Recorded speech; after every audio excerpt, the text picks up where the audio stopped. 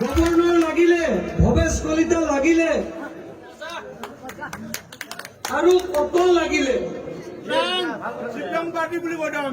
কত মানুহ লাগিলে, গভৰ্ণৰে ফোন কৰে, ৰমেন ডেকাই ফোন কৰি কয় যে দিগন্তটো নিজিকে, তেওঁৰ এন্টি ইনকাম বেছি আছে।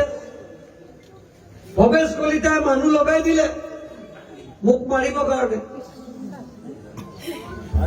5-3 কোনোবাই নমিনেশ্যন চাকৰিৰ পৰা ৰিজাইন দিছে, নমিনেশ্যন দিয়ালৈকে তেওঁৰ চাৰ্টিফিকেট নাই। ফোন কৰি পেলাই ৰেলৱে ডিপাৰ্টমেণ্টক কয় যে ৰেজিগনেশ্যন একচেপ্ট কৰক। যেতিয়া ৰেজিগনেশ্যন একচেপ্ট নহয়, ভৱেশ কলিতা আৰু গৌৰৱ গগৈ মিলি এই অভিসন্ধি ৰচিছিল মোক মাৰি।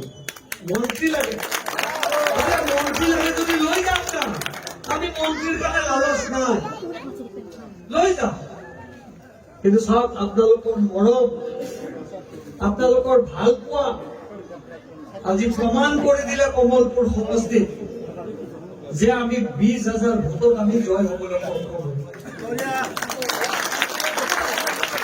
আজি বিহু, এইকেইটা দিন বিহুৰ অনুষ্ঠান মই ঘৰুৱাভাৱে পাতিছো, কোনো বেলেগ ভাবি নলওঁ। ঘৰে ঘৰে আমি বিহু, আমি যাৰ যি অনুষ্ঠান আছে ঘৰে ঘৰে উঠি আছো, মানুহ ঢুকায়, মানুহৰ ঘৰত মৰণ এটা হলত উঠি আছে। কিমান অপপ্ৰচাৰ আমাৰ বিৰুদ্ধে কৰিছে, ইয়াৰ বিচাৰ ভগৱানে কৰিব তেওঁ।